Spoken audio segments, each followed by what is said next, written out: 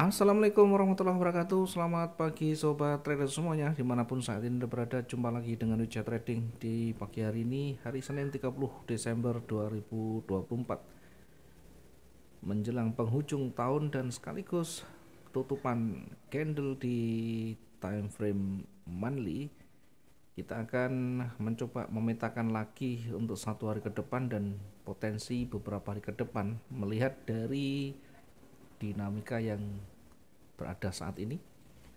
Juga kita akan melihat bagaimana secara historisnya di beberapa hari sebelumnya, termasuk di beberapa bulan sebelumnya, untuk memetakan kira-kira di jelang pergantian tahun apakah ada pergerakan yang signifikan ke atas atau sebaliknya. Baik teman-teman semuanya, untuk mempersingkat waktu, kita pagi hari ini langsung saja mereview dari yang sudah kita analisakan di hari Jumat kemarin sebagai bagian dari introspeksi, koreksi, dan perbaikan kualitas trading kita menjadi lebih baik. Kita awali dari XAU dulu. Satu hari Jumat kemarin kita perkirakan emas akan bergerak naik. Kita perkirakan emas akan bergerak naik.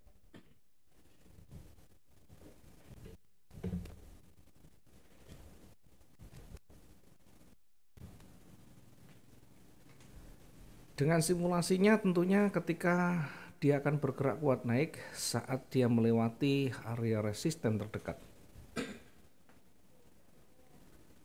Jadi akan dia jauh lebih kuat ketika dia melewati area resisten terdekatnya, kemudian menyentuh di target selanjutnya tanpa ada petunjuk koreksi, tanpa ada rejeksi, dan tidak ada petunjuk yang lebih signifikan yang mengarah ke pembalikan. Untuk mengetahui kekuatan bullish, pertama kita uji di area resisten. Ternyata di area resisten tidak mampu ditutup lebih tinggi, bahkan ditolak yang signifikan. Dilanjutkan dengan konfirmasi bearish yang juga signifikan menembus level supportnya. Karena itu ketika kita menempatkan posisi pertama di 2636 di buy-nya, maka yang kita lakukan adalah mempersiapkan dan mensimulasikan di mana kita membatasi resiko atau di mana kita menempatkan recovery-nya. Di kondisi normal kita menempatkan di 2632 sebagai area untuk recovery dengan exit pertama dan terdekat berada di 2627. 2627. Dengan demikian setidaknya yang pertama adalah untuk mempercepat exit kita saat dua posisi sudah terorder di sana atau tereksekusi. Dengan recovery minimal kita bisa menekan sekecil mungkin kerugian yang kita derita. Tentunya setelah ada petunjuk khusus, ada konfirmasi, kita bisa menempatkan posisi baru untuk merecover berikutnya. Dengan melihat dari sisi teknikal, ketika pergerakan sudah ditolak yang signifikan dengan konfirmasinya, maka tentu peluang berikutnya masih akan berlanjut sekalipun akan retest kembali ya. Kalau kita amati sempat break kemudian retest di sana, maka akan membentuk satu pola baru, akan membentuk satu struktur baru di mana market akan kembali bergerak turun. Sampai di mana? Kita uji dulu di area target di 2621 dan jika ditutup lebih rendah maka akan berpeluang sampai di 2613. Selanjutnya di 2613 jika ditutup lebih rendah lagi maka berpotensi akan mendekati 2609 ya. Dan selanjutnya ada 2605.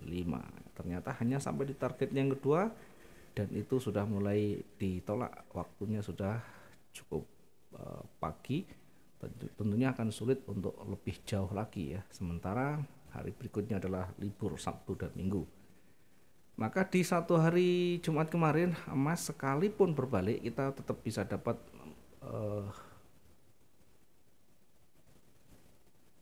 melepaskan, artinya memperkecil kerugian dan kita bisa menempatkan posisi baru dengan melihat struktur yang terbarunya. Kemudian untuk yang lain kita akan melihat beberapa saja. Yang pertama di Euro USD. Euro USD secara teknikal pertama kita menempatkan posisi akan bergerak turun.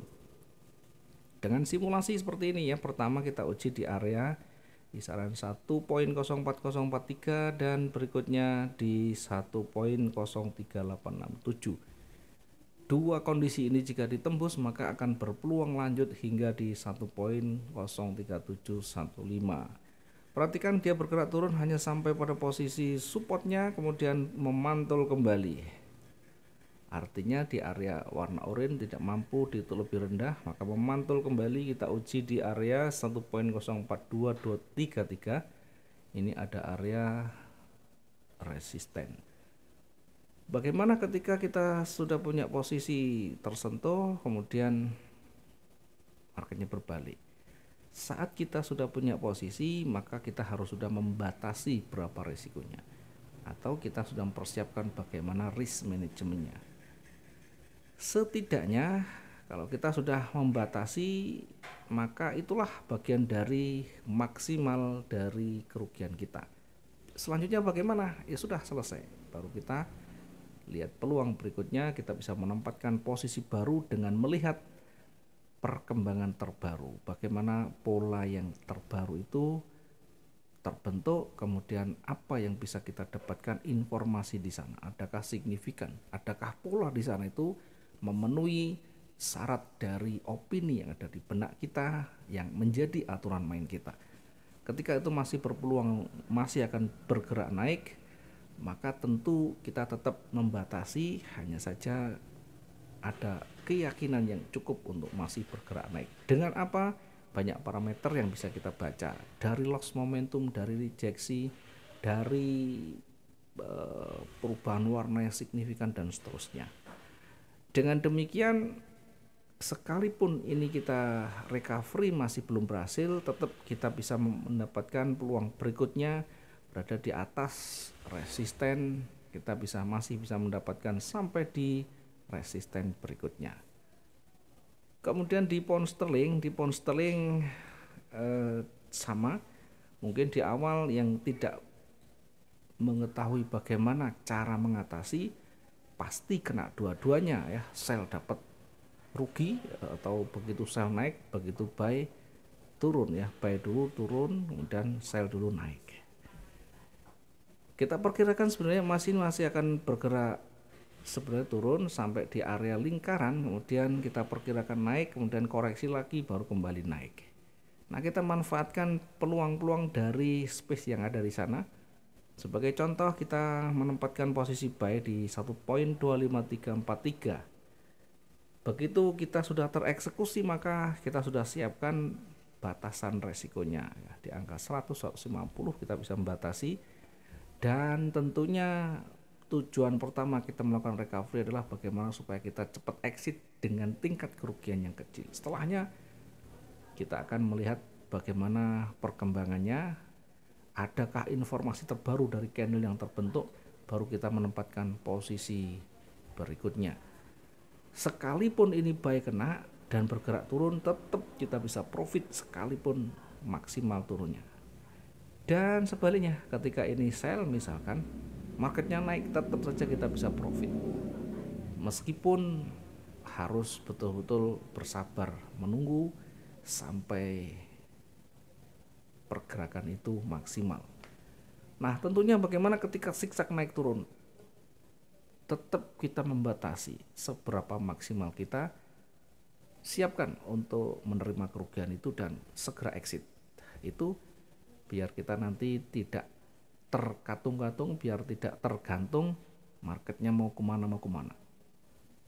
Karena ketika hanya high dan low-nya berada di area yang sama atau mendekati sama, tentu ini sangat tidak kondusif ya, tidak baik untuk kita menempatkan posisi sebelum di antara duanya itu ada yang break, apakah ke atas atau ke bawah.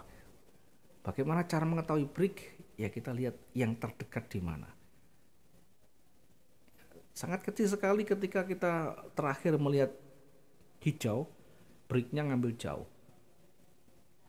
Karena pergerakan dari atas ke bawah ini cukup signifikan jauh, tentu membutuhkan pergerakan dan perjalanan yang serius, yang signifikan juga, sehingga lebih condong breaknya ke atas. Siapkan simulasi ketika ini sudah mendekati posisi resisten.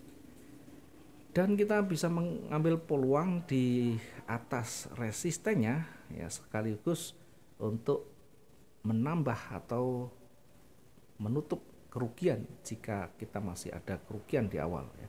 Kalau sudah tertutup di awal berarti ini sudah menjadi bagian dari profit kita. Mungkin itu saja yang bisa kita review. Selebihnya silakan direview masing-masing sesuai dengan stylenya, sesuai dengan gayanya, dan sesuai dengan sistem trading yang digunakan. Semua punya opini, semuanya punya pandangan, dan semua punya pertimbangan masing-masing.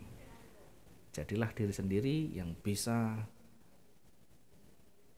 punya prinsip dan punya pendirian yang itu akan menjadikan kita menjadi trader yang jauh lebih baik dan lebih mandiri dibandingkan kita hanya menggantungkan pada orang lain. Kita kembali ke XAU dulu untuk melihat bagaimana satu hari ke depan dengan tetap memperhatikan dari pola tertingginya. Kita memperlihatkan di layar ini adalah time frame yang tertinggi, yakni monthly. Di time frame monthly kita sudah lihat 1 bulan yang lalu ditutup dengan bearish dengan rejeksinya. Kemudian sempat bergerak naik lagi sampai di 2726, kemudian ditolak lagi. Sekarang berada di area bearish yang berpeluang di akhir tahun ini tetap didominasi oleh bearish sekalipun tidak mengubah tren. Ya, sekalipun tidak mengubah tren. Jadi lebih berhati-hati, sekalipun trennya naik tidak berarti juga langsung naik kenceng ya. Kita akan lihat nanti di time frame yang lebih kecil sehingga kita lebih detail melihat pola di sana. Kita lihat di weekly-nya karena ini awal pekan juga.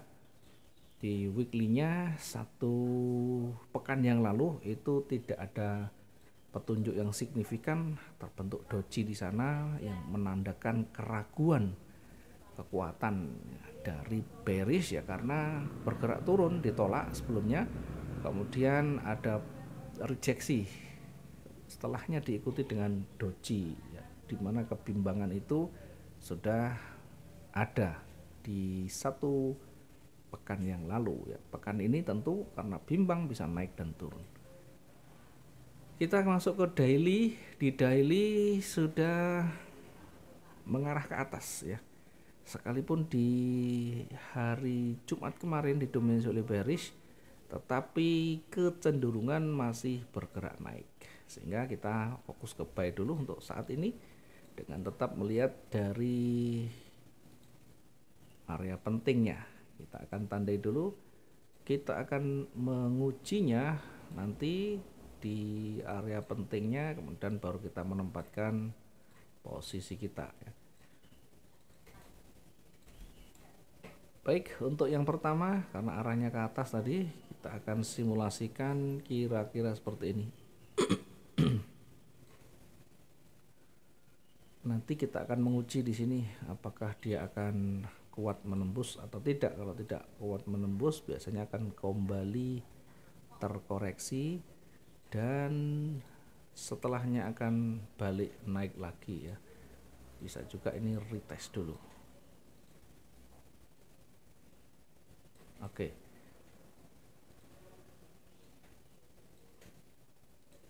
Kita menempatkan posisi buy-nya di 26.9.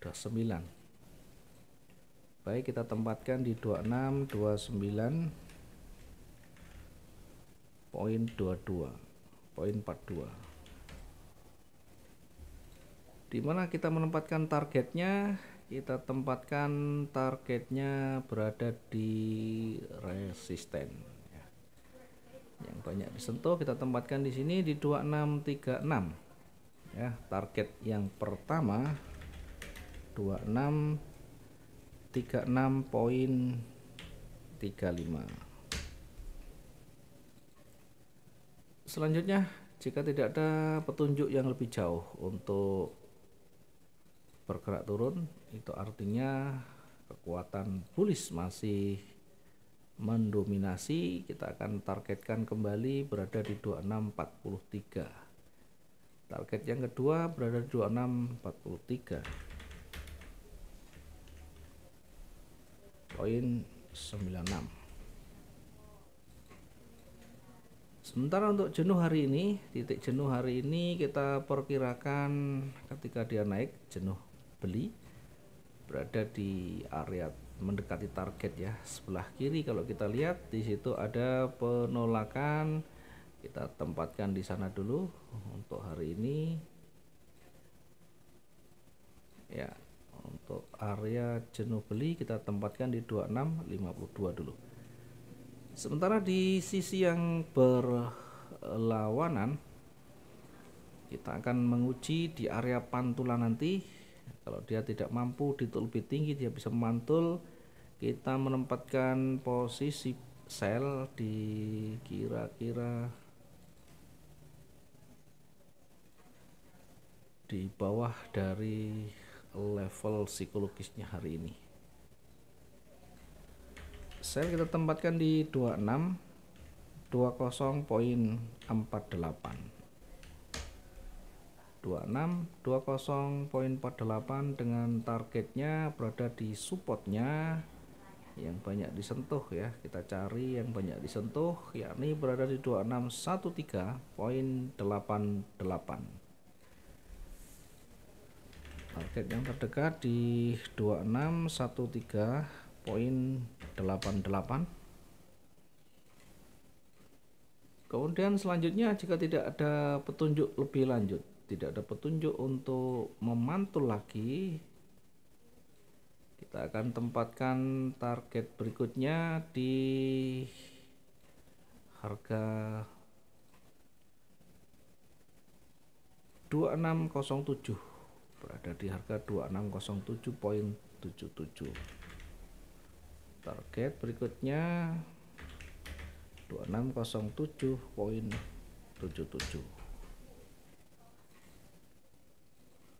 ya, mungkin agak kecil dibanding dengan sebelumnya karena kita juga mempertimbangkan dari sisi daily range-nya. Oke, untuk jenuh jual kita perkirakan hari ini untuk emas kita perkirakan sampai pada titik tolak di sini ya. Jenuh jual kita perkirakan di 2600 ya, 2600. Area jenuh kita tempatkan di 2600 poin sekian ya. Oke, kita tandai di sini dengan blok juga ya. Kita kasih warna yang berbeda untuk jenuhnya. Kita kasih merah termasuk yang di atas. Untuk area jenuhnya kita kasih warna merah.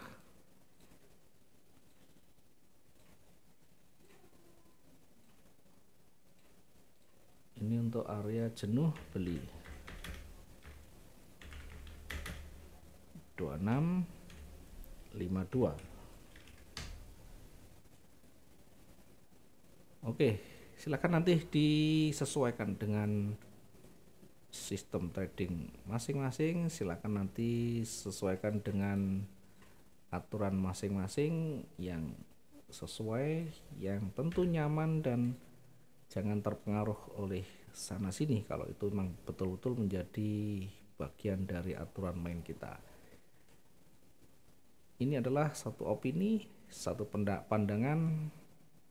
Silakan dipertimbangkan, jika ada manfaatkan, skip jika tidak sesuai dengan stylenya. Terima kasih, selamat pagi. Assalamualaikum warahmatullahi wabarakatuh. Salam profit dua arah.